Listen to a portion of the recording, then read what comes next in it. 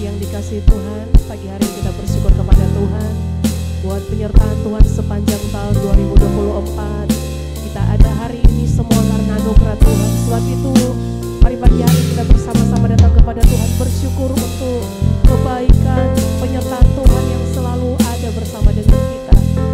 Terima kasih Tuhan, sungguh Engkau baik, teramat baik di dalam hidup kami. Kami bersyukur.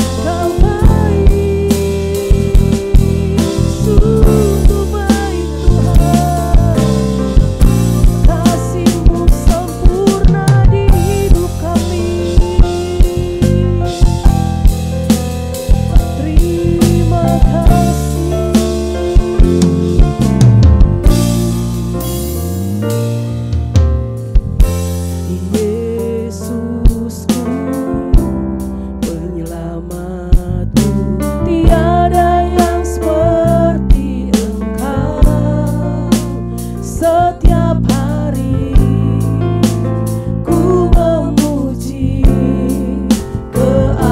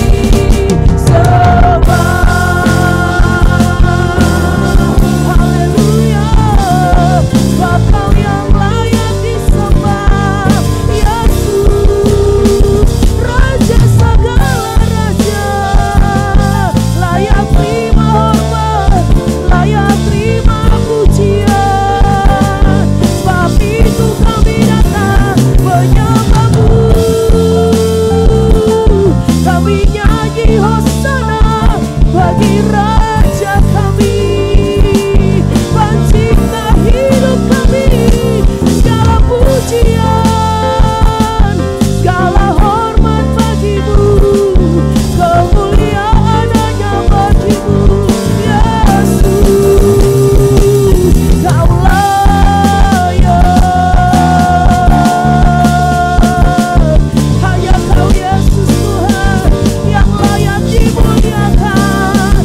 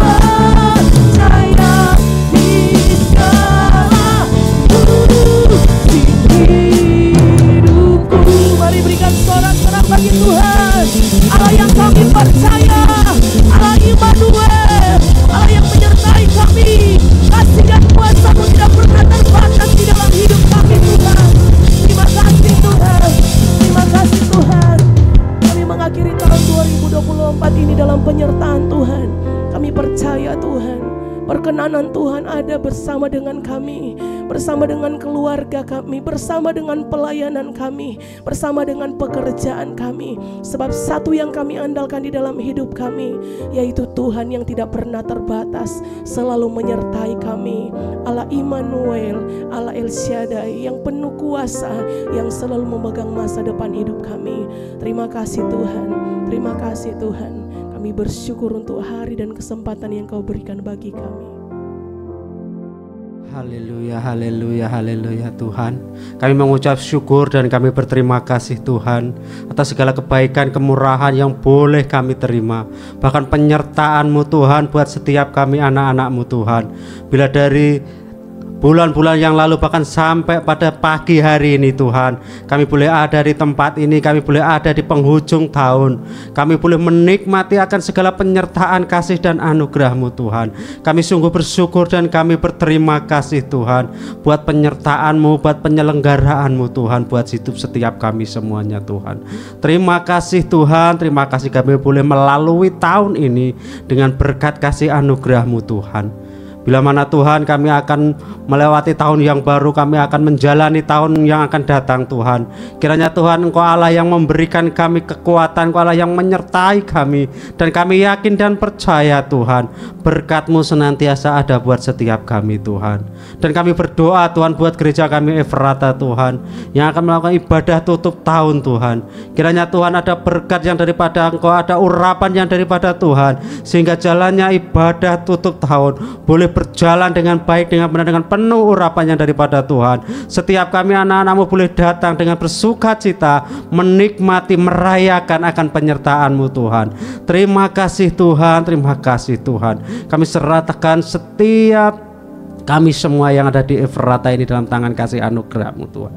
Dan bila sebentar Tuhan, kami juga akan mendengarkan kebenaran firman-Mu, urapi hamba-Mu yang akan menyampaikan pesan-Mu buat setiap kami semua. Dan kiranya melalui firman-Mu Tuhan, setiap kami boleh makin hari makin dewasa, bertumbuh mengenal Engkau dengan baik.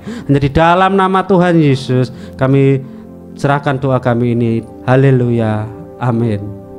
Amin. Shalom saudara yang dikasihi oleh Tuhan. Pagi hari ini kita bersama-sama ada di hadirat Tuhan. Kita datang kepada Tuhan karena kita sangat membutuhkan Tuhan di dalam hidup kita ini.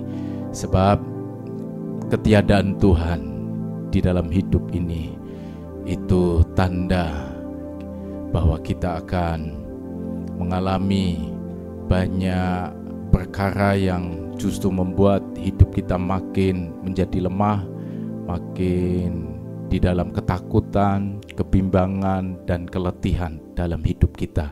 Tapi kalau ada Tuhan, sekalipun ada di dalam lembah kekelaman, tapi kita akan tetap bertumbuh, kita tetap kuat, karena ada Tuhan yang selalu menggandeng, menuntun hidup kita sampai kepada rencananya yang indah dan ajaib di dalam kehidupan kita. Saudara, di pagi hari ini saya mau sharing tentang kehidupan kita, karena besok kita akan mengakhiri tahun 2024 dan 2 hari ke depan kita akan ada di awal tahun.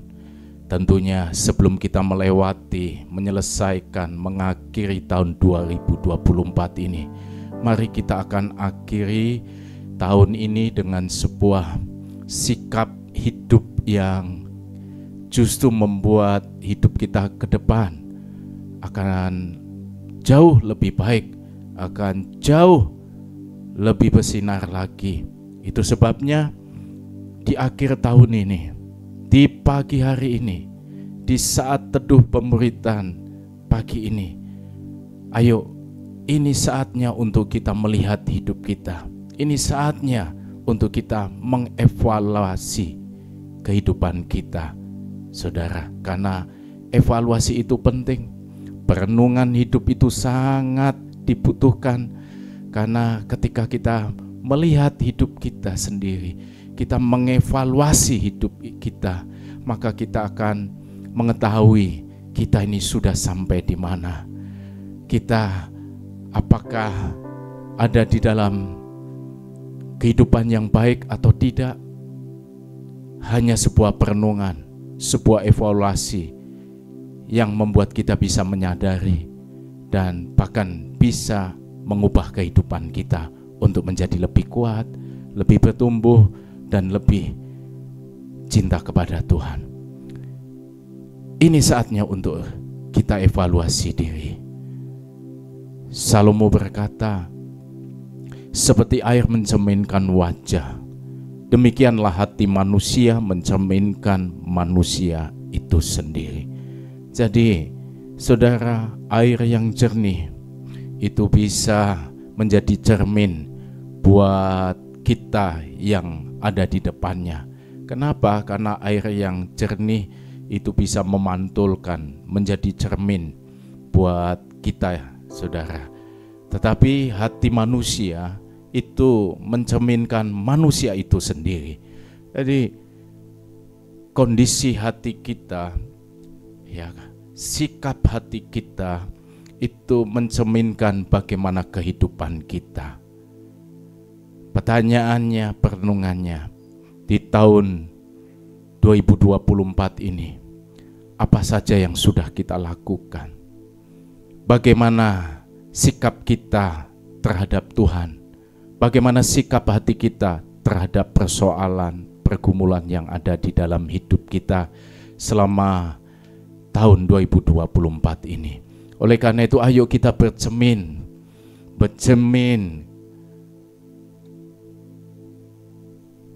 kepada tahun 2024 yang sudah kita lalui dan sebentar kita akan akhiri. Ayo kita bercermin pada diri sendiri, ya, supaya kita mengetahui apa yang tidak baik, apa yang masih kurang, dan harus apa yang akan kita tambahkan. Saudara, Ulangan 8 ayat 2-3 berkata demikian. Ingatlah kepada seluruh perjalanan yang kau lakukan atas kehendak Tuhan Allahmu di padang gurun selama 40 tahun ini dengan maksud merendahkan hatimu dan mencobai engkau untuk mengetahui apa yang ada dalam hatimu, yakni apakah engkau berpegang pada perintahnya atau tidak. Jadi ia merendahkan hatimu, membiarkan kau lapar dan memberi engkau makan mana yang tidak kau kenal dan yang juga tidak dikenal oleh nenek moyangmu, untuk membuat engkau mengerti bahwa manusia hidup bukan dari roti saja, tetapi manusia hidup dari segala yang diucapkan Tuhan. Jadi kitab Ulangan ini, saudara, untuk memberi peringatan kembali kepada umat Tuhan, kepada bangsa Israel dari perjalanan umat Tuhan menuju tanah perjanjian. Makanya Tuhan berkata, ingat, ya, ingat perjalanan yang kau tempuh selama 40 tahun ini, ya, dalam segala hal peristiwa yang engkau alami, ya. Tuhan itu merendahkan hatimu, mencoba engkau dengan satu tujuan, apakah engkau hidup berpegang pada perintahnya atau tidak. Jadi ini sebuah ujian. Kenapa? Karena Tuhan ingin melihat sikap hati dari bangsa Israel. Ya, apakah bangsa Israel itu mengikut Tuhan dengan sungguh-sungguh atau tidak? Ya, sebenarnya perjalanan dari Mesir menuju ke tanah perjanjian, saudara, itu hanya bisa ditempuh 4 hari. Tapi kenapa Tuhan izinkan bangsa Israel harus melewati padang gurun yang menempuh perjalanan 40 tahun? Karena Tuhan ingin melihat sikap hati dari bangsa Israel. Saudara, sebelum kita mengakhiri tahun 2024 ini, ayo lihat kehidupan kita, lihat hati kita. Apakah sepanjang tahun ini kita mengikut Tuhan dengan setia? Apakah kita tetap berpegang kepada perintah-perintahnya atau tidak. Ketika kita mengalami situasi hidup yang tidak enak, ketika kita diizinkan Tuhan mengalami kelemahan, kekurangan, apakah kita bisa bersyukur, tetap memuji-muji Tuhan, tetap mengikut Tuhan dengan segenap hati, atau justru tidak? Bangsa Israel ketika mereka hanya makan mana, ya, yang kecil saja, yang makanan yang kecil, saudaraku, seperti ketumbar, bangsa Israel pada akhirnya mereka bosan dan mereka memberontak kepada Musa untuk minta daging. Mereka bersungut-sungut, ya. Persungutan bangsa Israel ini sebetulnya sebuah pemberontakan kepada Tuhan. Mereka mengeluh, makanya mereka berkata kepada Musa, "Buat apa engkau membawa kami di padang gurun ini? Apakah tidak ada kuburan, ya, sehingga engkau membawa kami untuk mati di tempat ini? Lebih baik bawa kami pulang ke Mesir. Biar kami jadi budak, enggak apa-apa, yang penting kami bisa makan, bisa hidup dengan baik." Saudara, itu sikap dari bangsa Israel.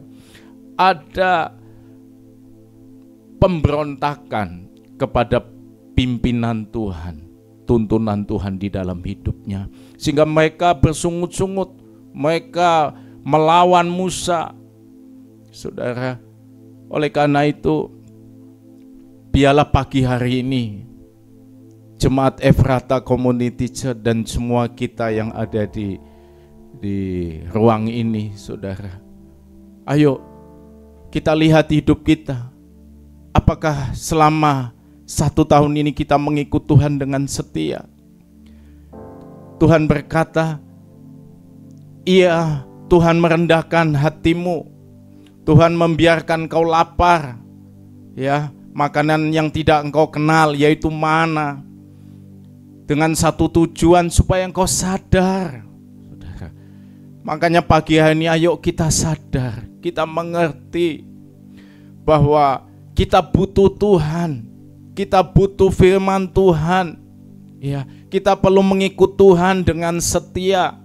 Sekalipun sepanjang tahun ini kita mengalami banyak hal, ya, ayo kita ikut Tuhan dengan apa? Selalu bersyukur, berterima kasih, dan percaya sekalipun aku ada di dalam kesusahan, tapi kalau ada Tuhan, kesusahan yang aku alami itu akan membuat hidupku makin alami sukacita yang lebih lagi di kemudian hari.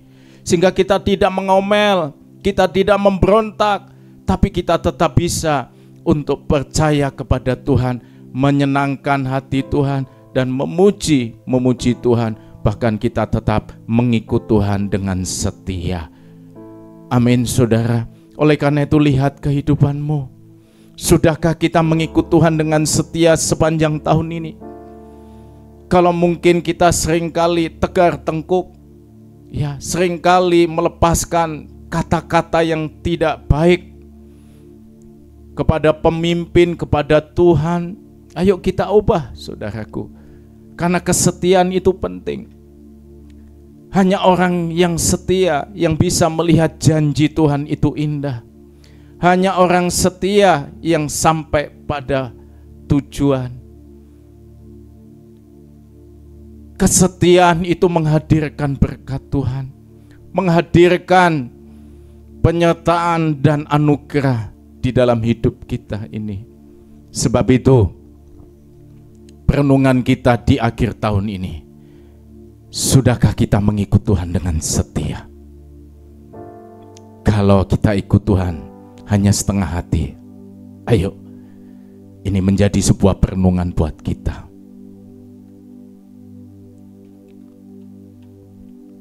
Saudara, Tuhan itu bisa berbicara kepada kita dengan banyak hal. Tuhan bisa berbicara melalui mimpi, ya, melalui orang lain, ya, melalui pemimpin, Tuhan itu bisa berbicara kepada kita. Dan bahkan Tuhan itu bisa menyatakan rencananya itu melalui apa? Melalui peristiwa, melalui keadaan hidup yang kita alami, saudara. Dan mungkin sebagian kita di sepanjang tahun ini kita mengalami banyak persoalan, ya. Dan kita bertanya, Tuhan, kenapa sih kok hidupku di tahun ini aku mengalami banyak masalah? Padahal aku ya setia kepada Engkau, setia ke gereja. Tapi kenapa Tuhan kok Engkau bawa aku di dalam lembah kekelaman? Kenapa Tuhan bisnisku kok tahun ini mengalami banyak kerugian? Ya, rasanya berat sekali untuk membangkitkan usahaku di tahun ini, saudara. Kenapa kok aku di tahun ini sakit yang cukup serius? Tentu sakit itu bukan dari Tuhan, tapi keadaan yang kita alami, Tuhan itu bisa menyatakan rencananya. Dan kadangkala itu menjadi sebuah pesan buat kita semua. Mungkin ada kehendak Tuhan yang ingin disampaikan kepada hidup kita. Ada kalanya kita mungkin terlalu ngebut, ya, terlalu berlari kencang, sehingga tidak bisa melihat kondisi dirinya sendiri. Kenapa? Karena larinya begitu kencang. Ya, saudara, kadangkala kita pun seperti itu, ya. Wah, ketika kita bisnis maunya cepat sukses, ya, sukses memang itu menjadi tujuan kita. Tapi kalau sampai menghalalkan segala cara, nah ini yang tidak boleh, ya. Terlalu cepat ambisi, wah, kadangkala itu bisa membuat kita menjadi salah arah, ya. Oleh karena itu Ibrani pasal 12, dan sudah lupakah kamu akan nasihat yang berbicara kepada kamu seperti kepada anak-anak? Hei anakku, janganlah anggap enteng didikan Tuhan, dan janganlah putus asa apabila engkau diperingatkannya. Karena Tuhan menghajar orang yang dikasihinya, dan Ia menyusah orang yang diakuinya sebagai anak. Saudara, kalau kita mau hidup kita makin bertumbuh, kalau kita mau dan merindukan hidup kita makin diberkati olehnya, ya, kalau kita mau hidup kita makin maksimal, tentu sikap hati kita ini harus benar.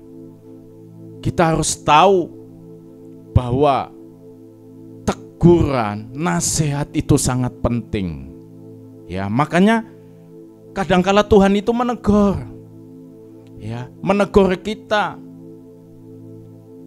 Kenapa Tuhan menegur? Karena Tuhan itu mengasihi kita. Supaya apa? Supaya hidup kita tidak tersesat. Supaya hidup kita ini makin bertumbuh, ya, makin cinta Tuhan, makin cinta juga dengan keluarga. Ya, jangan sampai kita cinta kepada pekerjaan lalu lupa, ya, bahwa kita pun harus mencintai, mengasihi keluarga, terlebih lagi Tuhan. Nah, kadangkala Tuhan izinkan masalah pergumulan yang kita hadapi itu sebetulnya untuk menegur, mendidik kita. Kenapa Tuhan mendidik?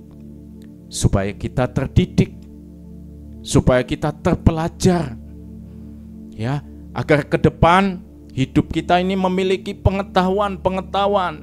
Tentunya pengetahuan apa? Kebenaran Tuhan.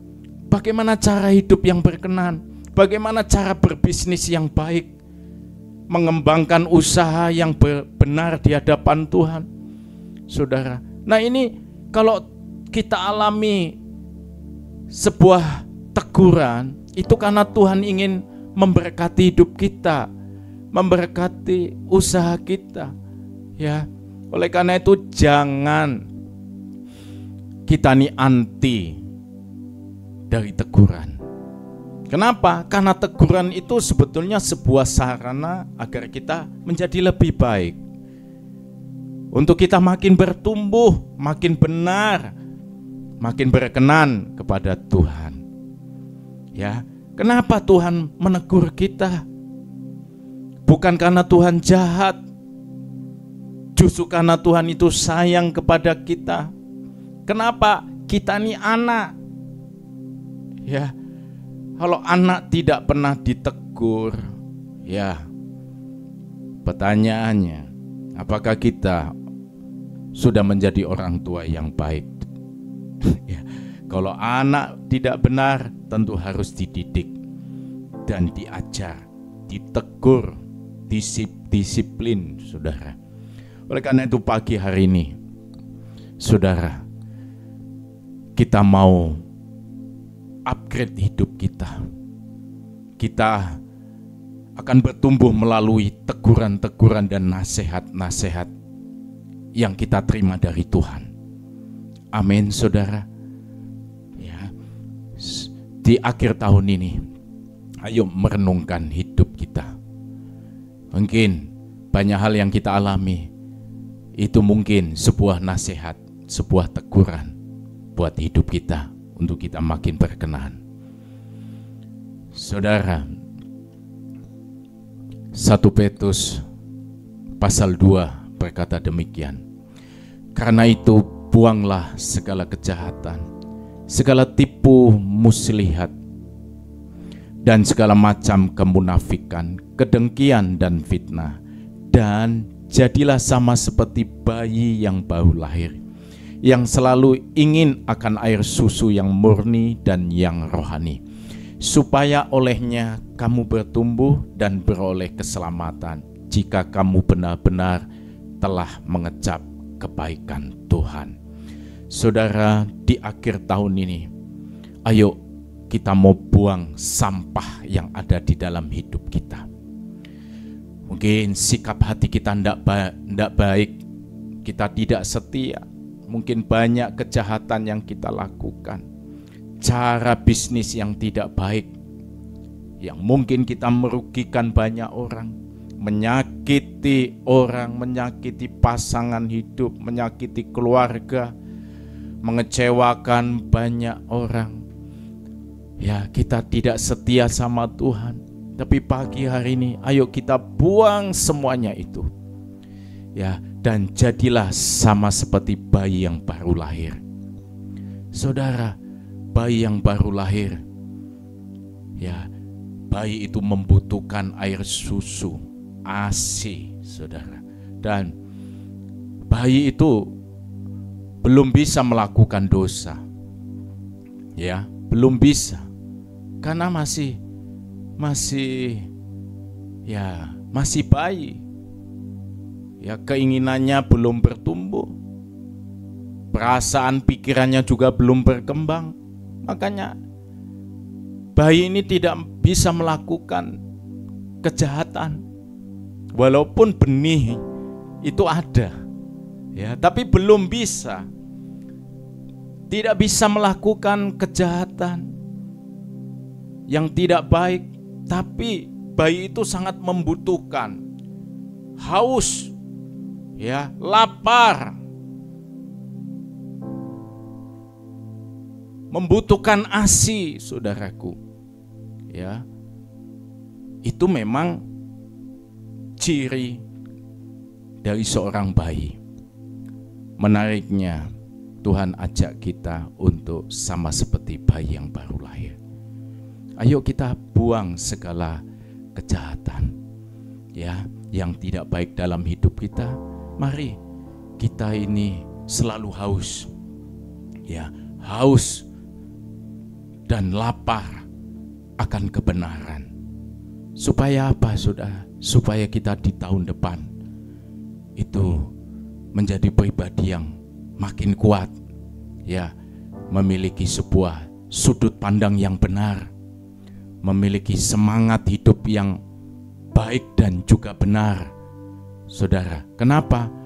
Karena kita telah mematikan, menanggalkan, membuang segala hal yang tidak baik di tahun 2024 ini.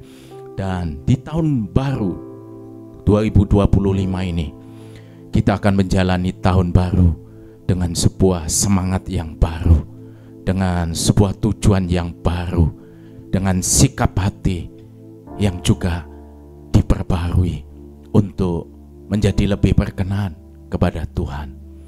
Amin, Saudara. Ya, jadilah sama seperti bayi yang baru lahir.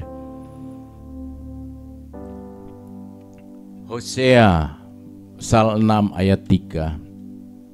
Marilah kita mengenal dan berusaha sungguh-sungguh mengenal Tuhan. Ia pasti muncul seperti fajar. Ia akan datang kepada kita seperti hujan pada akhir musim yang mengairi bumi. Saudara, mari kita akhiri tahun ini dengan satu kerinduan untuk kita mau mengenal Tuhan lebih dalam lagi. Tuhan, tahun 2025 nanti aku mau lebih mengenal Engkau. Aku mau hidupku seturut dengan kebenaran-Mu. Ya, aku mau mengejar Engkau, Tuhan. Ya, dan di tahun baru ini aku mau mengalami kehadiran-Mu. Aku mau mengalami lawatan-Mu. Aku mau alami janji-janji-Mu, ya Tuhan. Oleh karena itu, apa yang harus kita lakukan? Ayo kita mau punya semangat, ada kerinduan untuk mengenal Tuhan lebih dalam lagi, untuk kita lebih mengandalkan Tuhan lebih lagi dibandingkan tahun 2024 ini. Tahun 2025 ini, ayo biarlah kita makin cinta sama Tuhan dibandingkan yang lainnya. Sehingga apa? Maka Tuhan akan hadir di dalam kehidupan kita. Janji-janjinya untuk tahun 2025 ini pasti akan kita terima dan alami. Amin, Saudara.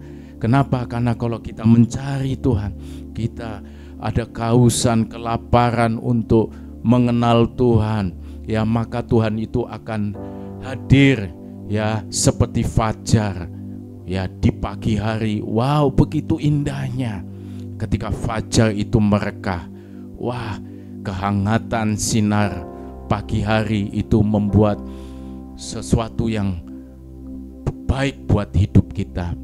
Sebabnya, ayo kita alami kehadiran Tuhan di awal tahun baru ini, ya.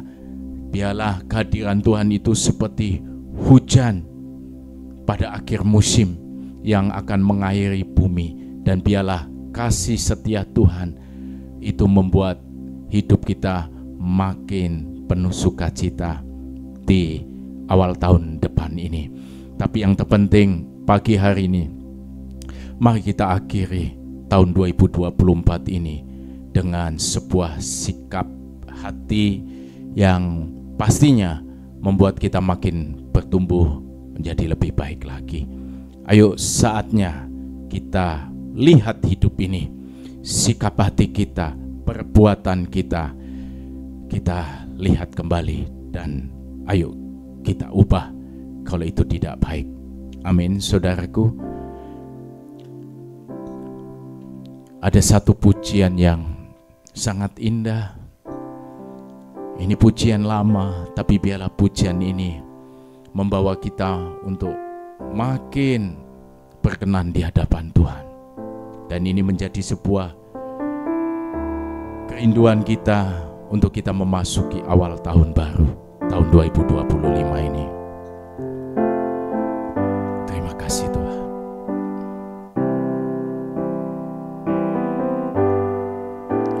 Jiwaku terbuka untuk-Mu Tuhan. Selidiki, nyatakan segala perkara, singkapkan semua yang terselubung, supaya ku layak di hadapan-Mu Tuhan. Pemazmur berkata kepada Tuhan, ini Tuhan hidupku, ini jiwaku Tuhan. Selidiki hatiku, selidiki jiwaku, selidiki hidupku Tuhan.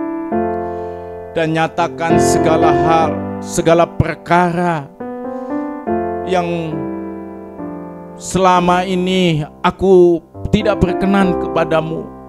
Aku banyak melakukan hal-hal yang tidak benar. Oleh karena itu, singkapkan semuanya yang belum aku sadari dan itu masih tersembunyi.